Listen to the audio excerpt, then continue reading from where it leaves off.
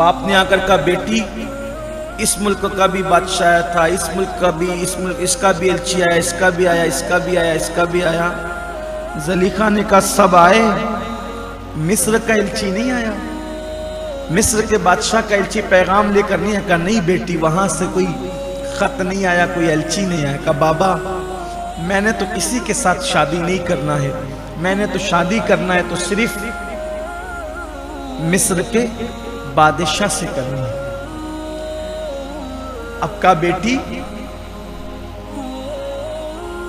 وہاں سے تو کوئی خط نہیں، کوئی پیغام نہیں آیا، لیکن تیری خوشی کے لیے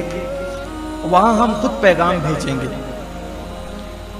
تو حضرت زلیخا کے والد نے ایک خط لکھا مصر کے بادشاہ کو، عزیز مصر کو،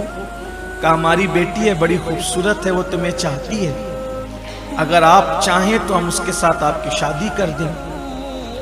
تو چونکہ بادشاہ کا خط تھا، 6 مہینے کا فاصلہ تھا دونوں زمینوں کا، تو مصر کے بادشاہ نے جواب دیا جو ہم سے محبت کرتا ہے ہم اس کی محبت کو انکار نہیں کرتے، اگر آپ کی بیٹی ہمارے ساتھ شادی کرنے کے لیے تیار ہے ہم بھی تیار ہیں۔ حالانکہ حضرت زلیخا کے والد نے کہا تھا کہ ہم تمہیں جو مانگیں گے آپ دیں گے، لیکن آپ ہماری بیٹی سے شادی کر لیں۔ عزیز مصر نے کہا مصر کے بادشاہ نے ہمیں کچھ نہیں چاہیے، ہمارے پاس بہت ہے، بادشاہ تھی، صرف آپ کی بیٹی کی شادی کر دیں۔ پھر بھی 1000 غلام، 1000 کنیز، 1000 گھوڑے، خچر، بڑی تفصیل دی ہے امام غزالی نے، لیکن مجھے اس کی طرف بہت وقت نہیں گزارنا، اس لیے کہ ہمیں اب اس واقعے کو مکمل بھی کرنا ہے کیونکہ آگے کے بھی دروس ہیں نا۔ اب یہ دلہن بن کر کے محل میں آ گئی، مصر کے محل، یہ بہت خوش تھی، اس لیے کہ خواب میں وہ جو حسن تھا، جمال تھا، وہی سب تصورات تھے۔ تو جیسی رات آئی تو عزیز مصر کا بادشاہ جیسی حجرے میں آیا، اس کمرے میں آیا، کمرے میں آنے کے بعد جیسی زلیخا نے دیکھا اس کو تو دونوں آستین سے اپنا چہرہ چھپا لیا، اور کنیسے کا یہ کون آ گیا، یہ وہ نہیں ہے جس کو میں نے خواب میں دیکھا تھا، یہ تو غلط آدمی ہے۔ تو جو ساتھ میں تجربے کار کنیز بھیجا تھا ان کے والد نے کہا ایسا مت کہ یہ تیرا شوہر ہے، کہا لیکن یہ وہ نہیں ہے جو میرے خواب میں آیا تھا۔ تو کہا جو بھی ہو 6 مہینے کا فاصلہ ہے، تیرے باپ سے تو 6 مہینے کے فاصلے پہ دور ہے، تو دلہن بن کر کے آئی ہے، تو کچھ بات کرے گی تو قتل کر دی جائے گی، جان سے بھی ہاتھ دھو گی، صبر کر، خاموش رہ، چپ کر۔ ایسے میں دونوں کی باتیں ہو رہی تھی تو غیب سے آواز آئی زلیخا چپ رہو، خاموش رہو، یہی محل ہے جہاں تجھے اس سے ملایا جائے گا جس نے تجھے خواب میں اپنا چہرہ دکھایا، اور یہ اللہ کی شانیں ہیں، اللہ انہی بہانوں سے ملاتا ہے، یہ اللہ کی شانیں، لیکن تجھے صبر کرنا ہوگا، تجھے آزمائش سے گزرنا ہوگا، بغیر آزمائش سے گزرے ہوئے انسان اپنی مراد کو نہیں پہنچ سکتا، کچھ صبر آزما حالات ہوں گے، تجھے اس سے گزرنا ہوگا۔ مصر کا بادشاہ عزیز مصر جیسے اس نے گھونگھٹ اٹھایا زلیخا کا، تو اللہ تبارک و تعالیٰ نے چونکہ یوسف علیہ السلام کے لیے زلیخا مقرر ہو چکی تھی، تو اللہ نے زلیخا کو اس کی نظروں سے اوجھل کر دیا، ہٹا دیا، اور ایک جنی کو زلیخا کی ہم شکل بنا کر عزیز مصر کے سامنے رکھ دیا۔ تو عزیز مصر اسی جنی کے ساتھ رات گزارتا تھا، اور زلیخا کو اس نے کبھی ہاتھ بھی نہیں لگا، اس لیے کہ وہ اللہ کے نبی کے لیے مقرر کر دی گئی تھی، منتخب کر دی گئی۔ یہ اللہ کی شان ہے، اللہ اپنے نبیوں کے لیے کیسے انتظامات فرماتا ہے،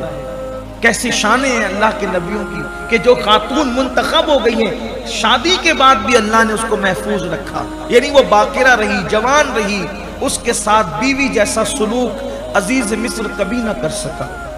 بلکہ بعض مفسرین تو یہاں تک گئے ہیں کہ جب بھی عزیز مصر زلیخا کے پاس پہنچتا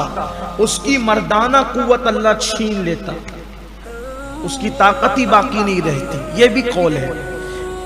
بہرحال دونوں کی مراد یہی ہے کہ زلیخا کو اللہ نے عزیز مصر کے ہاتھ سے محفوظ رکھا۔ اب دن گزرتے گئے، حالانکہ عزیز مصر محبت بہت کرتا تھا زلیخا سے، لیکن دن کو زلیخا کوئی اور ہوتی تھی، رات کی زلیخا کوئی اور ہوتی تھی، وہ تو جنی ہوتی تھی رات کو، خوب حسن بہت تھا ان کے پاس، لیکن دن گزر رہے تھے تو اب سمجھ میں آیا کہ وہ بے ہوش ہونے کی وجہ کیا تھی،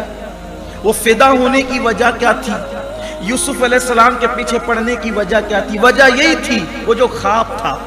اور خواب میں جو طے ہو چکا تھا کہ تم ہمارے لیے اور ہم تمہارے لیے۔ تو جیسی پہلی نظر بازار میں یوسف علیہ السلام پر پڑی،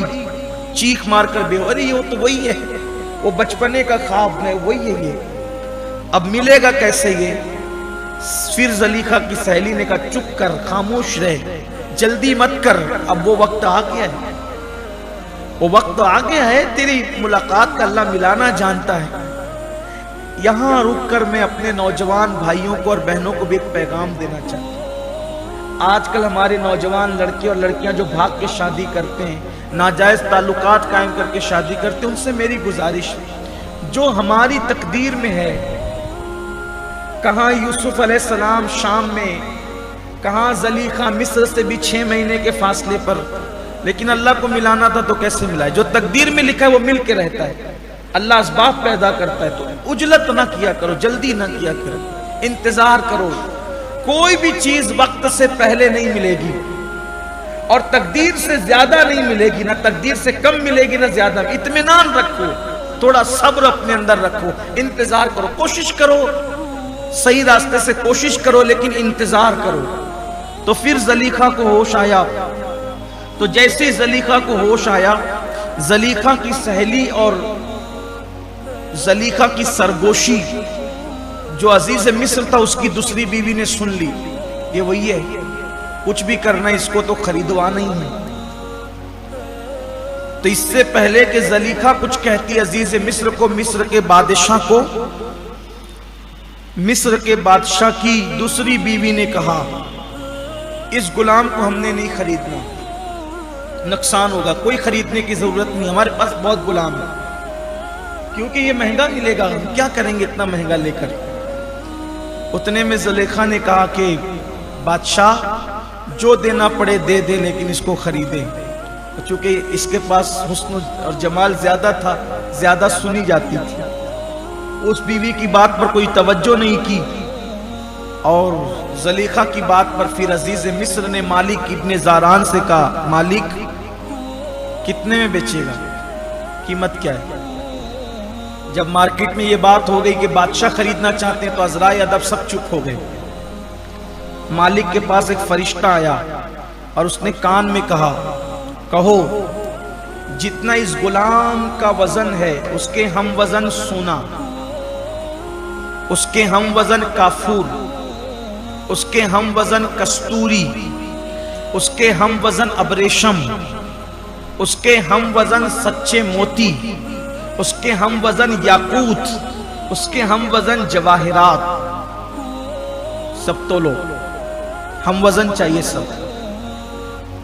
بادشاہ نے کہا وزن کیسے ہوگا؟ تو کہا کہ 10 گائے ذبح کرو، اس کے چمڑے کو ایک دوسرے میں سلو، اس کا ترازو بناؤ، ایک پلڑے میں عبرانی غلام کو بٹھاؤ، دوسرے پلڑے میں سونا رکھو۔ ویسے ہی کیا گیا، یوسف علیہ السلام کو ایک پلڑے میں رکھ دیا گیا، دوسرے پلڑے میں رکھتے جا رہے ہیں، وزن برابر آتا ہی نہیں۔ جبریل علیہ السلام نے کہا یوسف تم نے اپنی قیمت خود لگائی تھی، 7 کھوٹے سکوں میں بکے تھے، اب آج اللہ نے تمہاری قیمت لگائی ہے، بادشاہ کا خزانہ پورا خالی ہو گیا ہے، پورا مصر کا خزانہ رکھ دیا، ابھی بھی یوسف علیہ السلام کی ہم وزن نہیں ہو پایا، سب رکھ دیا۔ خازن آیا، بادشاہ نے کہا عزیز مصر سب خالی ہو گیا، کچھ نہیں رہا۔ اب بادشاہ کو شرمندگی تھی، بادشاہ نے کہا مالک اگر تیرے اندر کچھ حیا ہے، کچھ مروت ہے تو یہ سارا شاہی خزانہ لے لے اور اس غلام کو مجھے تحفے میں دے دے، ہبہ کر دے، کوئی اس کو خرید نہیں سکتا۔ سارا خزانہ شاہی رکھ دیا گیا، کوئی مجھے ہبہ کر دے۔ مالک نے کہا ٹھیک ہے، اس لیے کہ پورا شاہی خزانہ مل رہا ہے نا مجھے، تو کوئی کم تو نہیں ہے، شاہی خزانے میں کوئی کم ہوتا ہے، شاہی خزانہ پورا مل رہا ہے۔ تو کہا ٹھیک ہے لے لو، لیکن لینے سے پہلے مجھے اس سے کچھ باتیں اکیلے میں کرنا ہے۔ جب سودا طے ہو گیا، ڈن ہو گیا سودا، تو خزانہ اس نے قبضے میں کر لیا۔ قبضے میں کرنے کے بعد کہا اے عبرانی غلام، تو نے مجھ سے وعدہ کیا تھا کہ تو اپنے حالات مجھے بکنے کے بعد بتائے گا، اب بتا تو کون ہے، میں نے تیری بڑی برکتیں دیکھی، تو کون ہے بتا۔ اور حضرت یوسف علیہ السلام نے کہا کہ پہلے مجھ سے وعدہ کر کہ تو یہ بات کسی کو نہیں بتائے گا۔ اس نے وعدہ کیا ٹھیک ہے میں یہ بات کسی کو نہیں بتاؤں گا۔ تو تب یوسف علیہ السلام نے فرمایا کہ میں یوسف ہوں، یوسف ابن یعقوب ابن اسحاق ابن ابراہیم علیہ السلام، آل نبی ہوں، آل پیغمبر ہوں، میں کوئی معمولی انسان نہیں ہوں۔